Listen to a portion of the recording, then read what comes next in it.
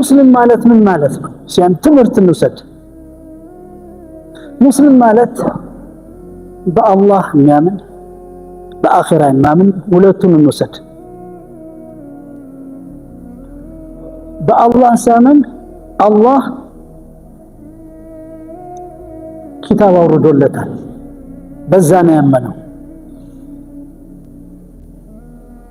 ያ ኪታብ ምን ይዟል? ሁሉን ነገር ይዞለታል። ያ ኪታብ የወረደለት ደግሞ ነብይ አለ፣ ነብዩ ሰለላሁ ዐለይሂ ወሰለም። ብዙ ነብዮች ናቸው፣ ግን ኻተም አልአንቢያ هو محمد بن عبد الله رسول الله صلى الله عليه وسلم። ይሄ ማለት ነው። አሁን ተመልከት እንዴት እንደምትኖር አኗኗርን ማስተካከል አለበት። ከንቱነትን ተው፣ በቀጥታ ይሄድ። ከዛ በኋላ አባት ጋር ተጣላ፣ እናት ጋር ተጣላ፣ ሚስት ጋር፣ ልጆች ጋር፣ ይሄም ካልሆነ መንገዳቸው አልወላ ወልበራ የሚባል ይሄ ነው። ሁሉን ትከስራለህ። ልጆች ሚስቶችን ከከፈሩ ራስን ታድናለህ። ጀሃነምን አትችልም። ለማን ብለህ ጀሃነም ትገባለህ? ለማን ብለህ አትገባም? ወላ ለእናት ብለህ አትገባም። እናት የምትባል ትልቅ ነገር።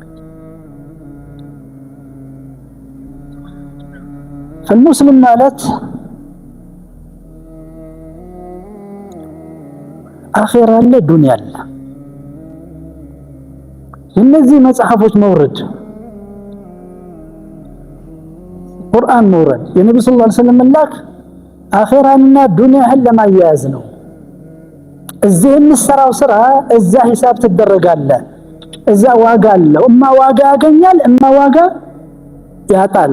አሁን ሼኽ ዑመር ሲያሰግድም የነበረው ማለት ሱረቱል ቃሪዓ القارعة ما القارعة وما أدراك ما القارعة يوم يكون الناس كالفراش المبثوث وتكون الجبال كالإهن المنفوش فستارك شبيبة ترارا إهن صوف يتندف اسمان منفوش بتوف فست الهدان يترارا فست الهدان.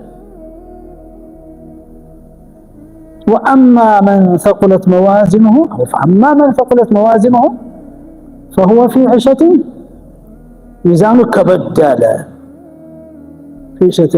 وأما من خفت موازنه ميزانه دمه بادونه السرة.